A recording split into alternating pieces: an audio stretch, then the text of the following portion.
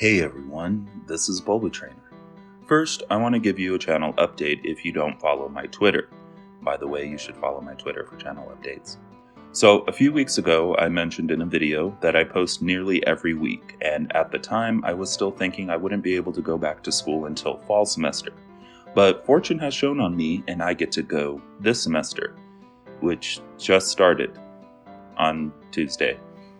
As a result, until I can get into the swing of things, I will be changing my video schedule to every other week to make sure that the balance between work, school, and YouTube stays stable. I do apologize, but at the same time, I'm just really excited to be finishing the semester. No lie, it's felt like forever. But like I said, I'll still be doing videos every other week, and this week, I want to talk about the dark type. In October, I did a video on my thoughts on ghost types, and I had planned on doing another on psychic or dark types, as they're the ones that have the most interesting lore in my opinion. And that's because the dark, psychic, and fighting types all form this weird sort of paradigm that I think might explain their relationships to one another. Last time, I brought up dualities and tried to show alternatives to the often simplistic good versus evil paradigm, but this time I can't avoid that. After all, the dark type in Japanese is aku, which is literally translated as evil. But from the beginning, that's always seemed a bit off to me, and I'm hardly the only one who thinks so. Some of the dark types seem to have genuine malevolence as part of their lore. Malamar and Sharpedo are examples of this, but a lot seem to require a closer look, perhaps more than any other type, and because of this, like ghost types, their lore is often complex. We're not dealing with hexes here. I want to cover a few examples of this, but could maybe make a video on all of them if you'd like. Let me know in the comments and I'll add it to my board. Incineroar is a dark type because it's the heel, which is the term for the bad guy in a professional wrestling feud. The thing is, though, it's entertainment. They're playing a role. They're not actually evil. It's an act. It's like saying Jeremy Irons is evil just because he played Rodrigo Borgia or Scar. This show is awesome, by the way. Absol is another example I've mentioned before in that it's associated with evil because it can foretell disasters, but it is in fact trying to warn people and does not cause the disasters itself. Zoroark seems to have the dark typing because it's a master of deceit, but it's usually using that power to protect itself and its loved ones. Deceit being evil may work on paper, but Zoroark is one of those cases where you can make an argument that it's acceptable for the greater good. Even Darkrai, who brings with it endless nightmares, does so as a defense mechanism, not as an act of malevolence. So, similar to ghost types, we have this trend of some members of the type not conforming to the surface definition. Even the moves themselves, while frequently invoking an image of playing dirty, have their uses. If you want to engage me in an honorable battle of fisticuffs, that's one thing. But if I was in a fight for my life, I wouldn't at all feel bad about throat chopping someone. Seriously, come after me or my family or my dogs and I will throat chop you. And hone claws really just sounds like sharpening your weapons. The most evil of all the arts is proper weapon maintenance. And even the bad things that some of the dark types do have their moments of questionable morality. For example, Nickit and Thievul are based on thievery. I've been the victim of a robbery. It's not fun, but when I see a thieving fox, I think of Robin Hood, who is a hero for his theft, because the idea of stealing from a corrupt wealthy king to give to the needy isn't a deal breaker for a hero. Or like in Avatar: The Last Airbender, when they steal the map from the pirates, they didn't suddenly become the antagonists, it was acceptable because pirates. Pangoro is another example. It's a dark type because it's violent and can snap telephone poles, but its dex entry also says that it doesn't tolerate bullying, which is actually pretty awesome because I just picture this giant panda bodyguard protecting the downtrodden from bullying by hitting the bullies with telephone poles. Houndour and Houndoom, if hellhounds maybe their inspiration, can be considered evil, but if their inspirations are from Cerberus, then as I've explained before, generally while death is unfavorable, the beings meant to guard souls and keep them from getting lost aren't evil. Death is a bad thing, but it is inevitable, and when you die, you don't want your soul wandering around lost. It needs to go to a particular place. Greninja is a dark type because ninjas used tactics that focused on deception and were generally considered to be less honorable than samurai. And it was actually with Greninja that I first noticed this secondary triangle. The starters, when there's 3, are always grass, fire, and water, which is a quote-unquote perfect triangle, and that they form a balance of strength and resistance.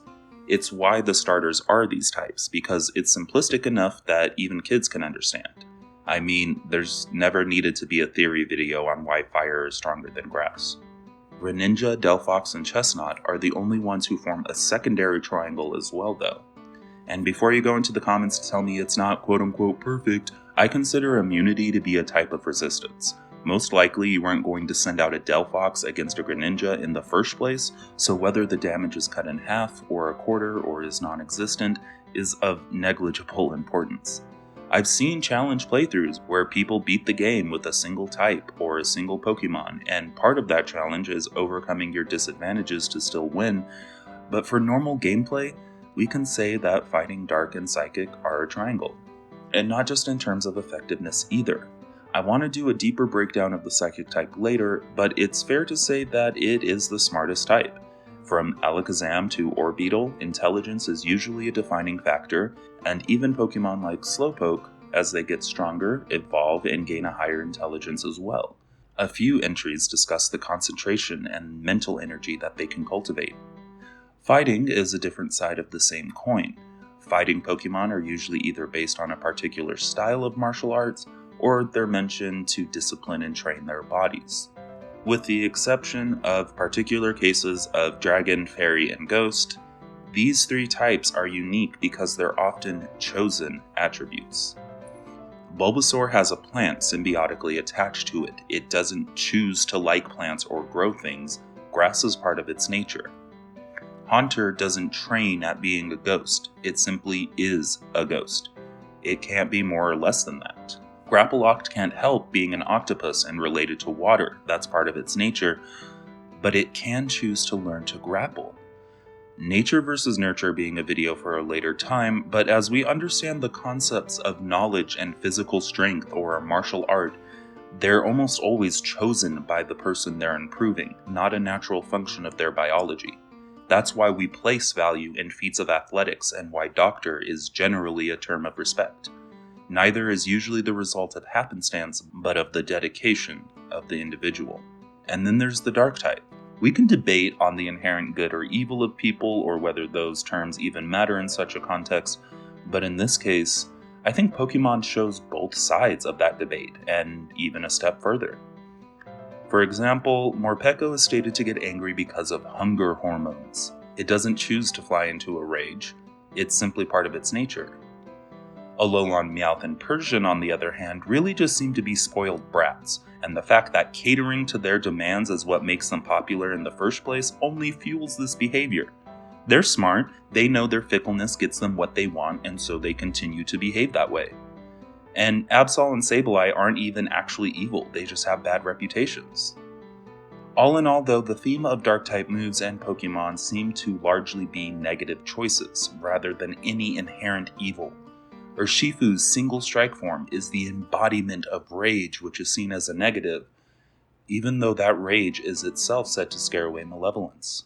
So, what if there isn't a dark type? Even with the Pokemon that are portrayed as exceptionally evil like Sharpedo or Hydreigon, very frequently it's just displayed as aggressiveness or having a tendency towards violence, which isn't exactly Mandark levels of dastardly schemes. Of the Dark-type legendary Pokemon, most aren't explicitly evil, some are just misunderstood, or their role is perceived as negative, even if it's necessary, and that perception is key. Because when you encounter a Pokemon that can spit water, it's obviously a water type. A Pokemon that's molten rock? Fire! This is a walking iceberg. I'll bet it's an ice type. This otherwise unremarkable Pokemon has trained itself so much it's nearly indistinguishable from a boxer. How about a fighting type? This Pokemon shows up around the same time as disasters. It must be evil. This Pokemon can't control its temper. It must be evil. This one taunted me. Evil. This one smells bad. Put it in the dark category. Seriously? Lore-wise, Stunky and Skunktake's only crime is having a stinky defense mechanism. Human perception seems to be the key here, because even if they take work, psychic and fighting types do have that singular characteristic. Either their minds or their bodies are expertly trained. Dark types don't even have that. There's a variety of reasons they may be added to the type, sometimes seemingly by mistake. And I think that if I'm right, and this is an arbitrary definition, it's very telling about the ethics of the Pokémon world and how they view good and evil. Violence is of course on there, but so is anger, maybe gluttony, genuine malevolence, but not always. Envy and pride stand out as sins recognizable to us. Things generally not considered good, but almost always contextualized. If you break a controller every time you lose a life, you might need to work on your anger a bit. But when Cicero was denouncing Catiline in the Roman Senate, there was certainly anger there, and it was justifiable. I brought up the Robin Hood example before, but pride is another one of those balancing acts. Sometimes someone achieves something and is proud of it, and that's okay, but other times it's seen as too much, and they become a snob.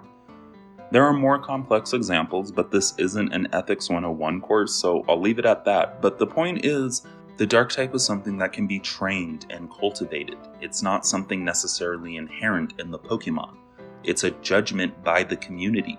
It's Pokémon using behavior that is deemed bad outside of context, and I think that's why it's placed where it is in this particular triangle.